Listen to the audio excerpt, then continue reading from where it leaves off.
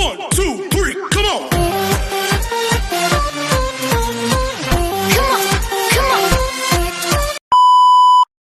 Hello beautiful people! Welcome back to my channel. This is your Mama Sam. Hola mga amigo, amiga, kumare at kumpare. Kamusta kayong lahat? Sana lahat po kayo ay okay at safe ngayong araw na ito. At syempre, kung ako naman ang tatanungin nyo, nakikita naman ninyo ang beauty ng Mama Sam ninyo. Fresh overload pa rin, di ba? Ganyan talaga kapag umiinom ka ng maraming vitamin C plus kumakain ka ng maraming banana. Dahil sa banana, mas nakakaloka ang kagandahan ng Mama Sam ninyo.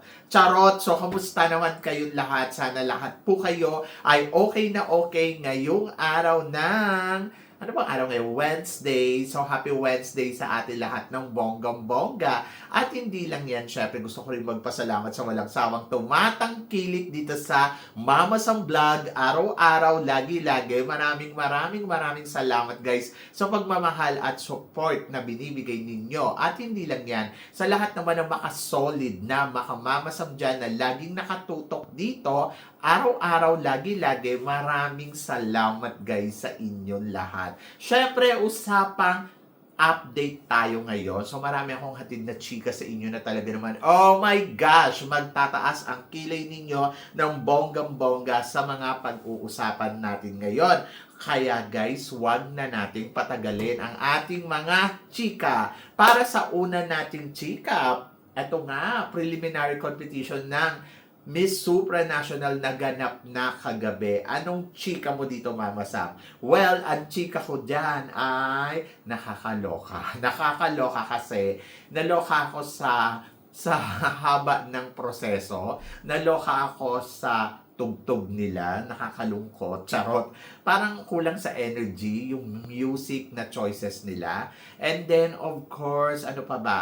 Ayun, sa evening gown, medyo parang nakakatamad panoorin. Paano kasi, ang bagal na ng execution ng mga kandidata. Tapos, yung music nila nakakabwisit pa. Di ba? Nakakaantok. Ayun. So, yun. Pero syempre, umaasa ako sa darating na coronation night ay bobonggahan na nila to ng bonggang-bongga. So, abangan natin. Pero kahapon, mas gusto ko yung nakaraan taon more than this year. Yung nakaraan taon talagang, di ba, pasabog. Tapos, panalo yung mga music, panalo yung energy ng mga candidates. Ito, hindi mo maintindihan eh. So, yung iba, taas ng energy, mas marami yung mababa ang energy, di ba? At hindi ganun kakabog yung mga candidates kumpara nung nakaraan taon. Dito, piling-pili eh. Tapos, ayun, alam mo yun, by the way, natapos naman na nila at nairaos naman nila. Sana lang, di ba, gandahan nila sa susunod na taon. At sana, mas bongga ang mga sumali. Di ba? Kasi parang piling ko mas mahigpit yung labanan nung nakaraang taon. Kayo ba? Ano ba tingin ninyo? Mas bongga ba nung last year or yung this year? I-comment below mo yan. And then, of course, para sa sumunod natin, chika, papalitan na ang corona ng Miss Supranational. Anong chika mo dito? Oo naman, ang tagal na niyan. 15 years na ba ang supranational? So, papalitan lang naman yung stone, pero ganun pa rin yung format ng kanyang corona. Pero, ayun nga, buti naman, naisipan na nilang palitan kasi parang pili ko sobrang luma na nung corona ng supranational. Pero alam nyo, sa totoo lang, mas gusto ko na hindi pinapalitan talaga yung mga corona. Like example, sa Miss Universe, gusto ko ibalik yung corona, yung merong babae sa gitna, mas bongga yun eh. Ngayon, di mo na maintindihan, di mo ma-recognize na Miss Universe to. Kasi nga, di ba, yung corona, parang paiba-iba pagkatapos, plus, nandoon na nabibili na rin yung mga copycat niyan, di ba? So, yon. And then, gusto ko yung corona ng Miss World. Yung sa Miss World mula noon hanggang ngayon eh, no? Napaka-elegante, napaka-bongga. Tapos, gusto ko rin yung corona sa yung Miss International, gusto ko yung may ribbon para mas unique yung dating, no? Anyway, so ayun na nga, nagpapalit-palit na yung mga corona. Sabi ko nga, mas magandang manatili na lang yung mga lumang corona para alam mo yung signature sa kanila yon. But ayun ang gusto nila. And then ako, happy ako na pinalitan na rin nila yung corona nila kasi parang hindi swerte yung corona na yan sa ating reyna, di ba? So yung luma, isa lang ang kinoronahan dyan, si Muchadatol. And I hope na sana this time madagdagan na. Kaya naman palang mga naka-red yung mga girls kasi red na yung ipapalit na kulay. Anyway, good luck, di ba? So yon, so good luck sa unang puputungan ng koronang yan. At para naman sa sumunod natin, chika, pambato ng Thailand, tingin mo mama sa makakaabot ba sa top 5 ng Miss Supra National? To be honest, yung performance ni Kanyalak, ni Ice, maganda yung ipinakita niya. Sobrang maliit lang yung preparasyon neto no? Pero panalo yung kanyang performance. Ando doon yung energy, ando doon na ang ganda ng banat, di ba? So lalo na yung yung move niya ng ganyan, tapos sabay ngiti na gano'n. O di ba, nakakaloka, ang lakas makareyna, ang lakas makababae, yung gano'n.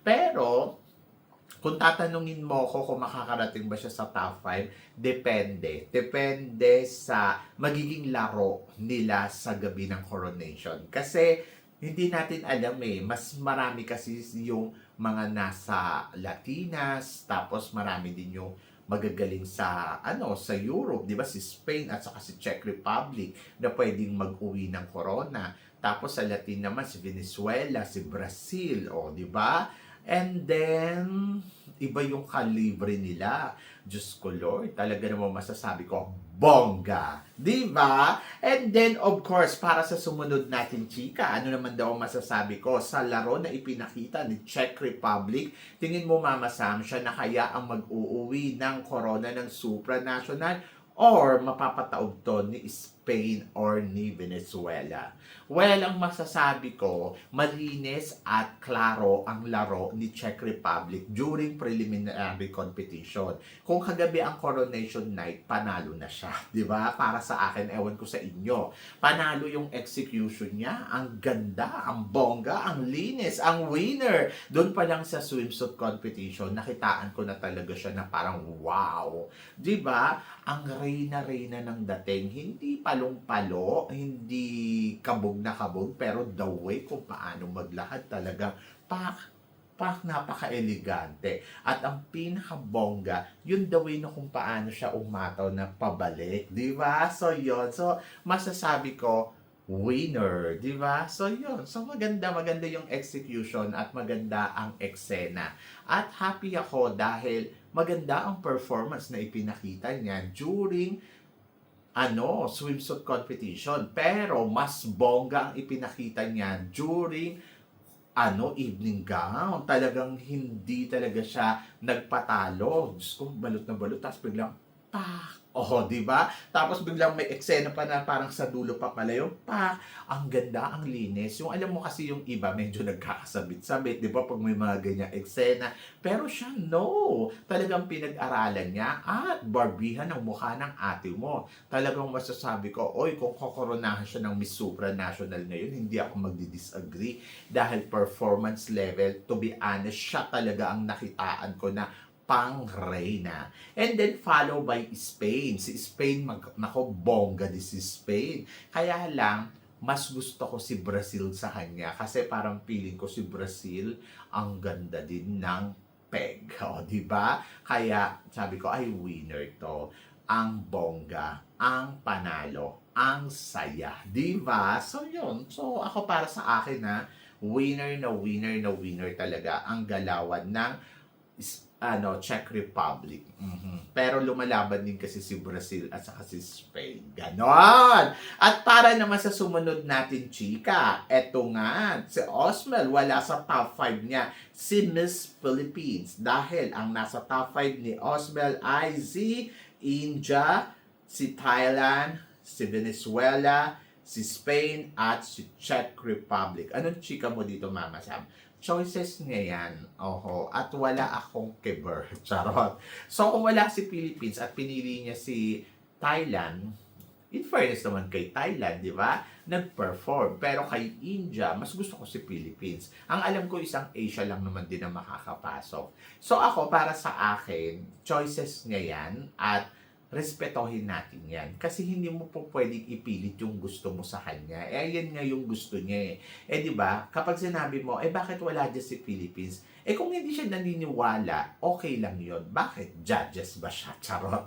Hindi. So, ako para sa akin, you have to respect yung opinion ng iba. Hindi yung opinion mo lang yung gusto mo. At hindi po pwede na ayaw niya kay Philippines, galit ka na sa kanya. So, dapat nandoon ka lang na parang kung naniniwala ka sa sinasabi niya, di paniwalaan mo. Pero kung hindi, okay lang din naman. Huwag ka nang mag-second demotion at huwag ka nang magtaas ng kilay. Kasi para sa akin, deadma. Ganon! Deadmahin mo na lang siya at hindi mo na kailangan pang umeksena, di ba? So, yun. So, ako para sa akin, yun yung choice niya. Ikaw nga, may sarili ka rin choice eh. Di ba? So, yung iba, hindi gusto si Czech Republic, pero ako gusto ko si Czech Republic at parang feeling ko si Czech Republic ang isa sa mga possible na makapag-uwi ng corona this coming Friday. So, abangan natin yan, di ba? So, yun, laban lang at tiwala. Kayo kasi. Anyway, so good luck. And then, para naman sa sumunod natin, chika, Mama Sam, ano naman ang masasabi mo sa performance ng pambato ng Thailand sa Mr. Supranational? Tingin mo, makakaabot kaya siya sa top 5? Tingin ko hindi. Charot. Mahina yung atake niya dahil para siyang robot o si Jack. Yung alam mo yun, parang nakakaloka. Hindi ko na-expect na ganito o magiging eksena niya kasi ang lakas ng dating niya sa akin ang panalo ng katawan niya, di ba? Pero na-disappoint ako kasi si Jack kasi parang medyo may pagka-old na. Charot.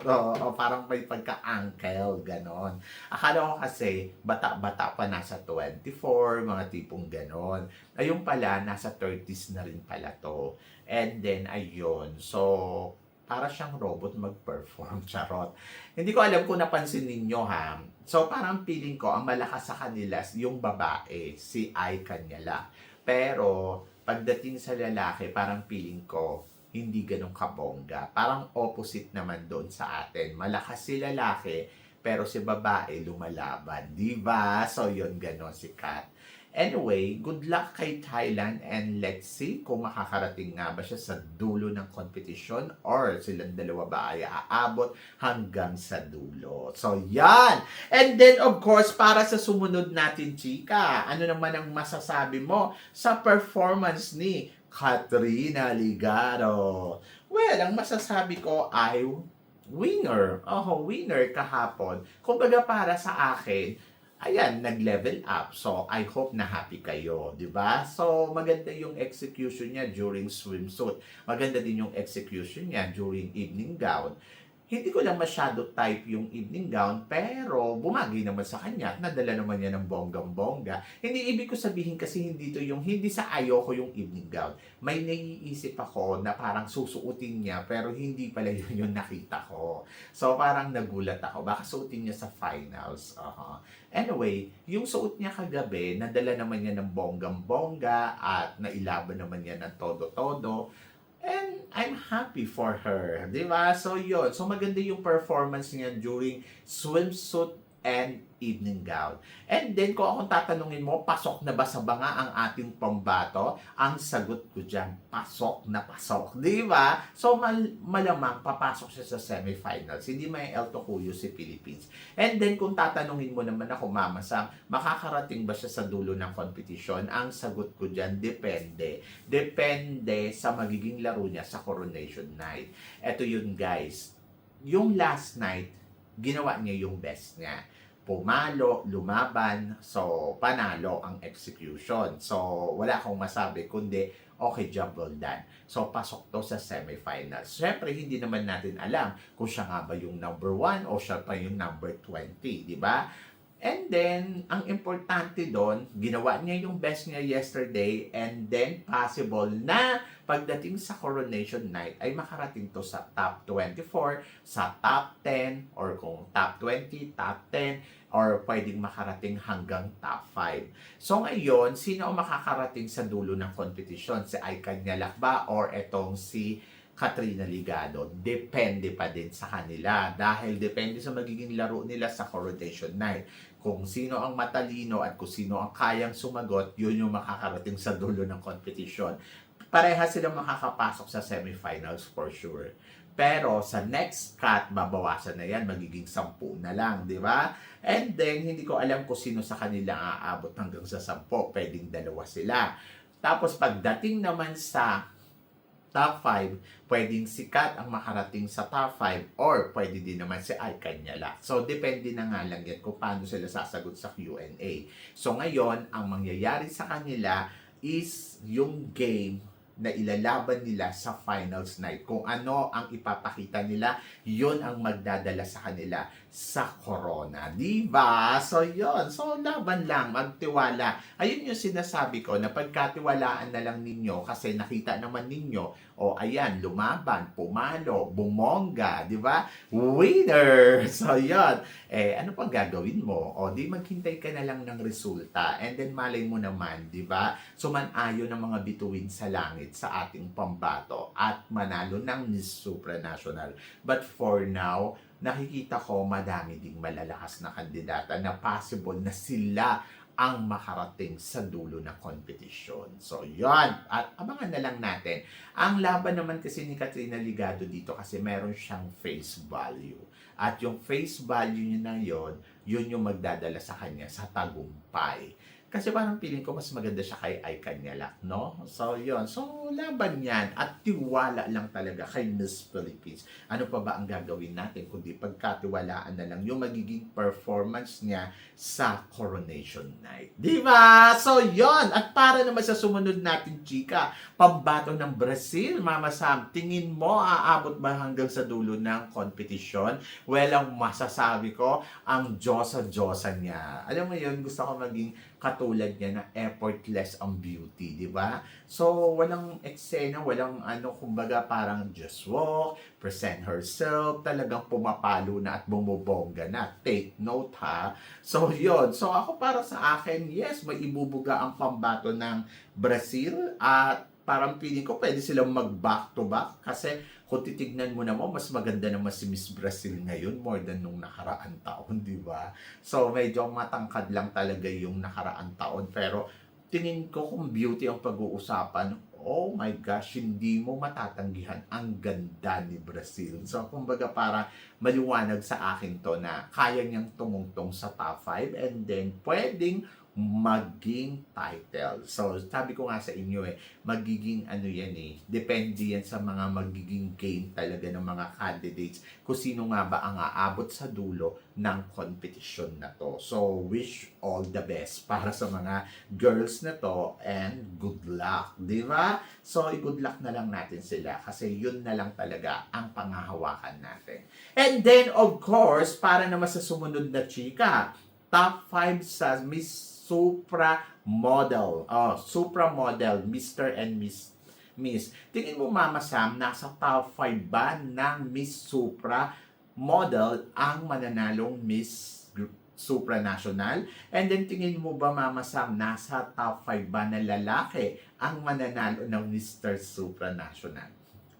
To be honest, kahapon, kung papanoorin natin yung performance ng mga candidates, ang nag-shine sa babae ay si Czech Republic, di ba?